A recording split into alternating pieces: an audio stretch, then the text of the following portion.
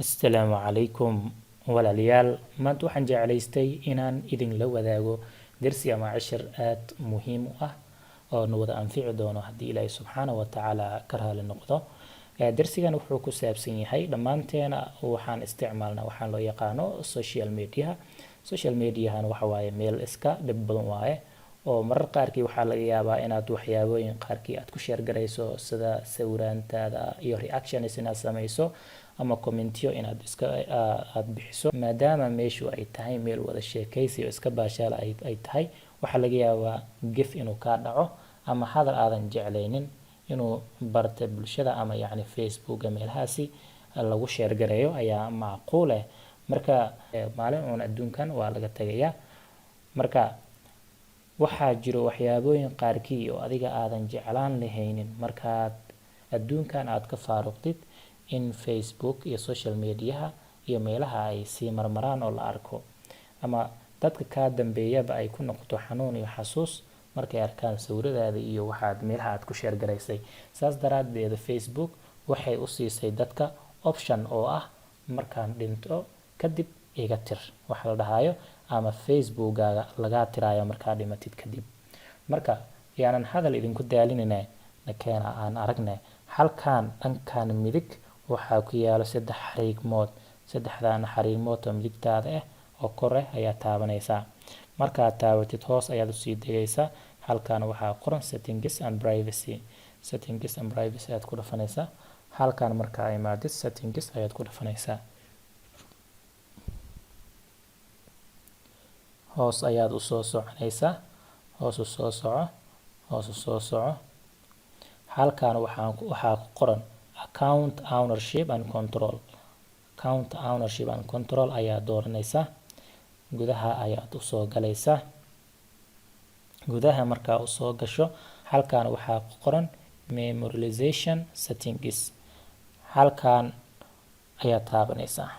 Halkaan markaa soo gashid halkaan waxaa ku qoran marka choose legacy contact.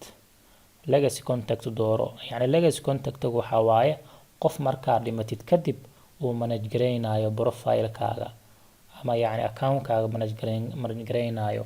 Marka halkaan gudaha u soo gal. Legacy-gaan wuxuu sameyn karayo iyo wuxuunan sameyn karaynin labadaba waan sheegayaa.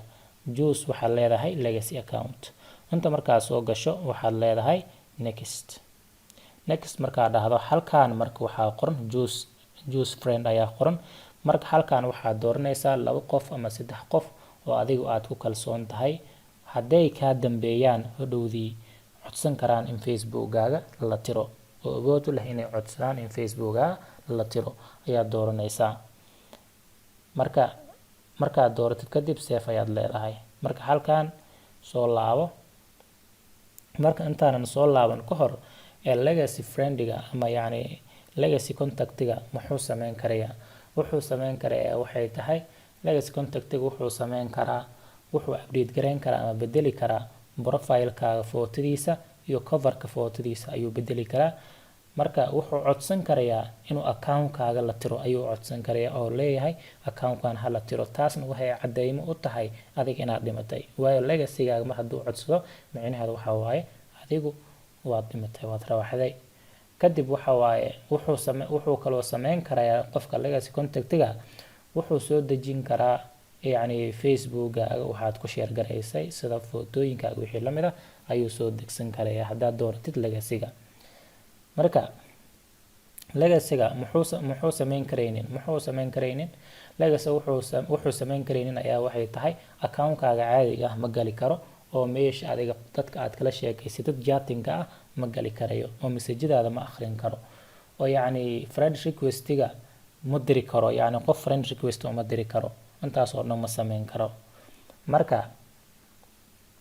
intaas ayay muhiimadiis leedahay oo wuxuu manage gareyn karayaa kaliya sawirkaaga oo profile-kaaga uu bedeli karayaa, cover-kaaga uu bedeli karayaa, waxaad Facebook ku share garaysay ayuu soo degsan karayaa history-ga. Dhanka kalena keen qaybta labaad. Qaybta labaad waxa waaye delete after death waaye. Markaa dhinto kadib tirtir ayaad leedahay. Hoos markaa u soo gashid 2 option ayaa halkaan ku furan. Meel waxaa qoran may ma rabo in la tiro, meel kale waxaa qoran tir markaa dhinto kadib. marka waxaa leedahay waxaad dooranaysaa tir markaad dhinto kadib. marka waxaa leedahay save ayaad leedahay. save markaa dhahdo halkan Facebook digniin ayuu ku siinaya, wuxuu ku leeyahay tan xanuun ay ku noqon kartaa familygaaga iyo friendskaaga oo ma awoodi karayaan inay soo booqdaan yani profilekaaga bababa ayuu leeyahay. marka waxaad leedahay confirm ayaad leedahay.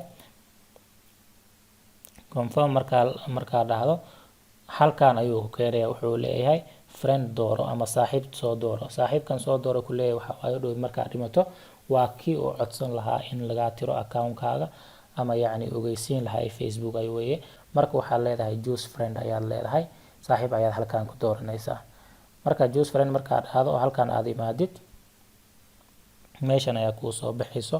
marka saaxiibadaada intaad doontid ayaad dooranaysaa oo magacyadooda ay halkan gelinaysaa, way kuu soo baxayaan waa dooranaysaa. marka 2 saaxiib ilaa 3 saaxiib intaad doontid ayaad dooranaysaa, kuwaasoo hodhowdii ogeysiin doono Facebook inaad dhimatay account-kaagana la tiraayo. marka waxaan filayaa in wax badan laga faa'iiday darsigeena maanta. aad baad u mahadsantihiin. wassalaamu calaykum waraxmatullaahi tacaala wabarakaatuh.